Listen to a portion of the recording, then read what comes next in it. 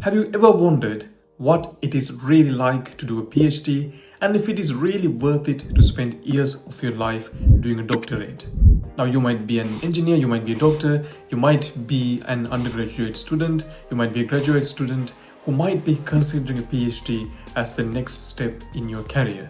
I'll tell you about what it is really like to be doing a PhD and also what life is like in the first year of your course, and if this is something that you should also consider doing as well. My name is Pasan Viturana. I'm a cardiothoracic surgical training doctor currently working in the NHS, and while working on my clinical role, I'm also pursuing a PhD, and I'm currently in the third year of my PhD at Imperial College London. So not so long ago, I have also gone through the first and the second year of my degree, so I know exactly what it feels like to be in your place. And if you're considering doing one, I can also feel what you might be going through at this stage in your career. So before we dive in, if you are a PhD student or if you are a medical doctor who is simply looking to get more experience in the research field, do subscribe to this channel, as I'll be posting weekly videos on some of the ways in which you can enhance your research portfolio. So the big question is, why do a PhD?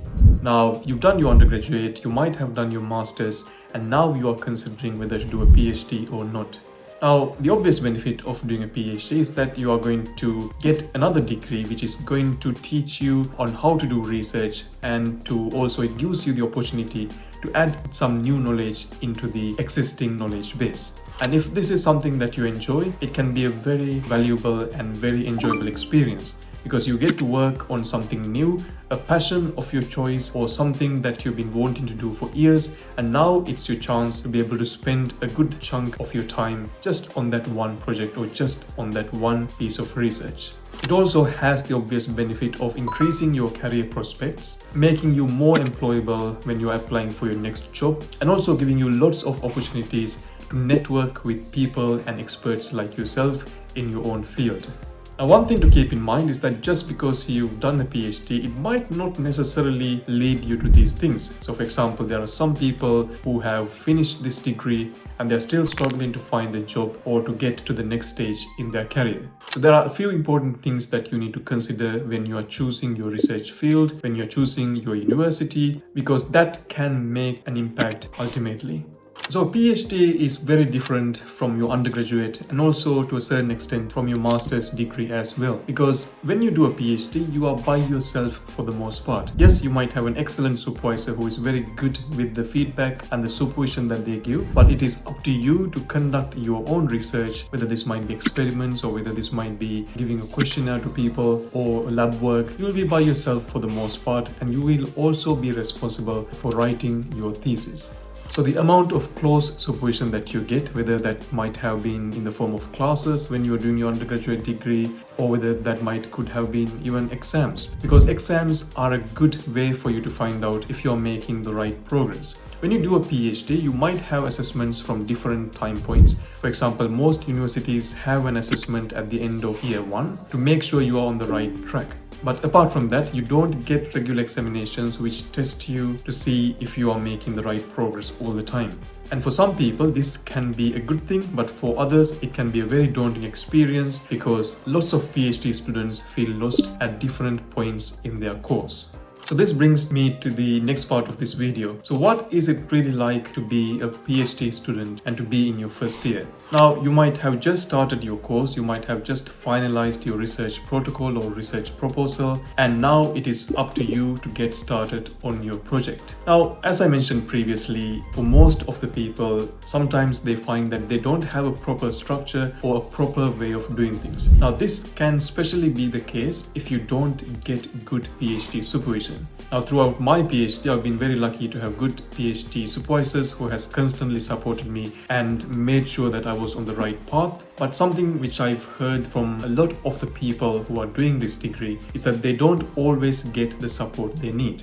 You might be one of those people who has sent the same email 3 times to your supervisor and you still haven't heard from them. And this is a very typical and a very common example. Now, if you find yourself with a supervisor who is not always very helpful, that can be particularly difficult, because you don't get that constant supervision which you need, especially as it is the first time that you are probably doing research by yourself. And it is also important to keep in mind different universities have different assessment systems. Now, most universities will have an assessment usually at the end of the first year, just to make sure that you are on the right track and you are following the plan which you have set for yourself. Now, one of the ways in which you can find out what are the different requirements of your university is one, by speaking to your supervisor, or two, you could also speak to the students who have previously gone through this PhD process at your university. And especially if you have contacts of someone who has done a PhD project that is a bit similar to you. Now, for example, you could be working on a project within biology or chemistry. Now, if you can find someone who has done a PhD within your field, it doesn't have to be the exact same field, or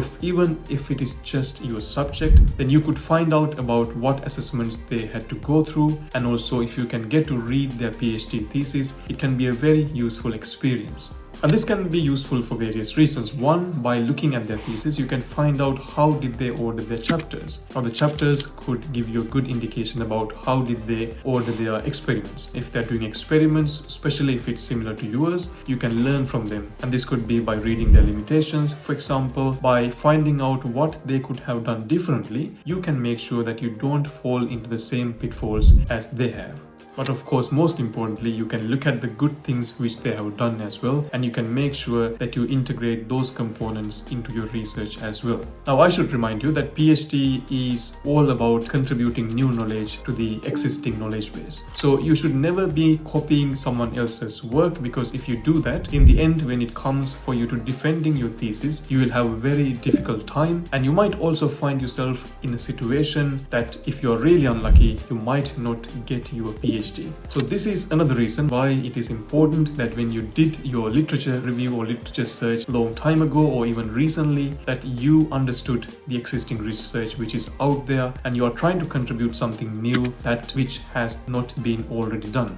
And one of my recommendations is that if you are in your first year of your PhD, speak to your supervisor or speak to university and see if you can get access to the PhD theses of some of your colleagues or previous students who has done a similar course to you. Because by reading it, it will teach you so many different things, and it will teach you what you should be aiming for towards the end of your course or towards the end of your PhD journey. Because if you understand what sort of work to produce at the time, then you can start planning for it starting from now. Another one of my recommendations is to have a diary during your course. Now, during different parts of your PhD life, you can get different ideas at different points. This could be while you're working at your desk, this could be while you're working at your lab, or this could simply be while you're just about to fall asleep at night. Now, when you do get these ideas, write them down in your diary, because it could even shape the way you change your thesis. Now, for example, one of the components of my PhD thesis was artificial intelligence, and as part of my project, there was a lot of coding and lot of software development. Now, there were various points in time in which I was stuck in my code. My software didn't work for some reason, and when I was doing something which is completely unrelated to my PhD, I would get an idea about how to fix that. So when that was the case, I would always come back to my work, and it would give me the opportunity to use that sudden wisdom to change my work, and it would make a difference in the work that which I produced. And this could also be a very good way of overcoming the productivity struggle, because sometimes ideas just don't flow when you sit down to work.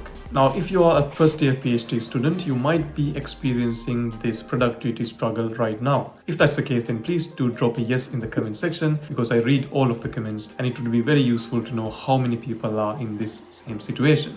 One of the other advice which I can give you at this point in time is to network with people like yourself very early on. Now, this could even be with your professors, this could be with your supervisors, or this could be with your other colleagues in your department. By speaking to PhD students who are in their second year or in their third year, you can find out about the projects or the research which they have done. And this would also give you another opportunity to make sure that you have picked the right topic for your own research. And for whatever the reason, if you find that, look, the project that I have chosen is not great, so it would also give you the opportunity to tweak your research question if that is necessary, so you can make sure that you produce high quality work in the end. Now, if you leave it too late and you have already started your experiments, then you won't be able to do that. So it is best to do this as soon as possible.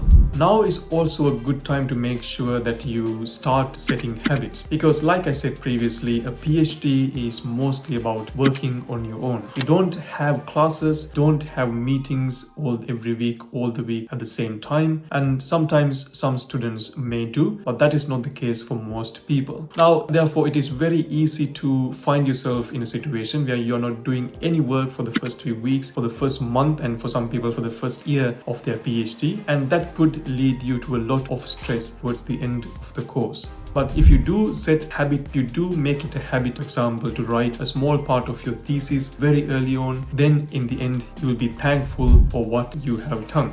And this also brings me to my next point, which was an advice that was given to me by most people. But early on, I did not actually follow that, and I found myself in a situation I was really stressed towards the end of the second and the third year, because for me, there was a lot of writing to do. And that's not a situation you want to find yourself in as well. So especially towards your second year and your third year, your supervisors will ask you to start producing work or publications resulting from your projects. Therefore, if you start writing from the first year of your PhD, whether it is just 200 words per week, it will make a very big difference towards the end of your course. So one of the other things you can also do as a bare minimum when you're doing a PhD is to have a to-do list, various points in your time. Now I'll show you what I personally did and what sort of to-do list I maintained during my first year and my second year of my PhD. Now mine was a very, very simple document, and it had a list of things which I had to do at various given points in time. And I had today's date or I had tomorrow's date, and every night I would review my task list and I would plan what I need to do for tomorrow. For example, in my list, I had a long list of things I should be doing, and I would always review this list at the end of the day, make sure that I planned for tomorrow and also for the rest of the week as well. This gave me the opportunity to constantly review if I am on track and if I'm making the right progress, and therefore it was a way of holding myself accountable and making sure that I got the stuff done. Now, other people might use different ways. They might create a timetable, they might have a schedule, but my approach was very simple. Now, even though this was my own approach, you can use your own approach as long as it works for you. So if you're finding this video useful, do like it so other students just like yourself can find it as well. And finally, one of the things which I should also mention when I'm talking about this topic is that sometimes doing a PhD can be a very isolating experience, because you are probably the only person who is working on the same project as you. Now, you might or you might not have other people in your department or on your course who is going through the same journey, but for some people that is not even the case. And what this unfortunately means is that when you're working by yourself, when you don't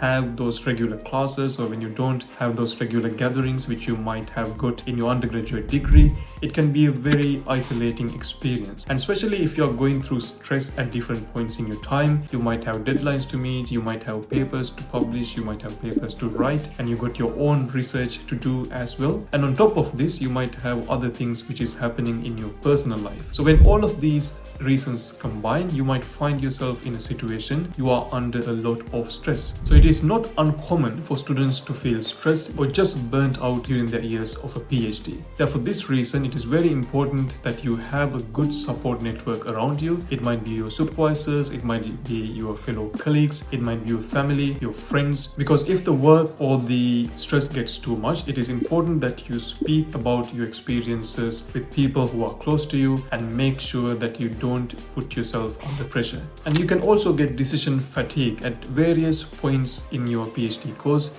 You might feel like you are not sure what to do next. And if this is the case, sometimes it is important to give yourself regular breaks, whether this might be going to the gym or whether this could be spending time with your friends and family, to take a step back from your work, to give your mind some time to relax and some time to think and come back with a fresh attitude and a fresh mind to your work. So dedicating a set amount of time in your day, for example, whether this is 4 hours, 5 hours, 8 hours every day, and having the rest of the time off and not think about your PhD or your degree could be a very good way of going forward. Because if you spend every working hour thinking about your research or thinking about your projects, that could lead to burnout after a few weeks or after a few months. So are you currently in the first year of your PhD, or are you simply deciding whether to do a PhD or not? Drop a comment in the comment section below and let us know as well. If you found this video helpful, do have a look at the other videos on my page. I post videos on a weekly basis on research and productivity on this channel.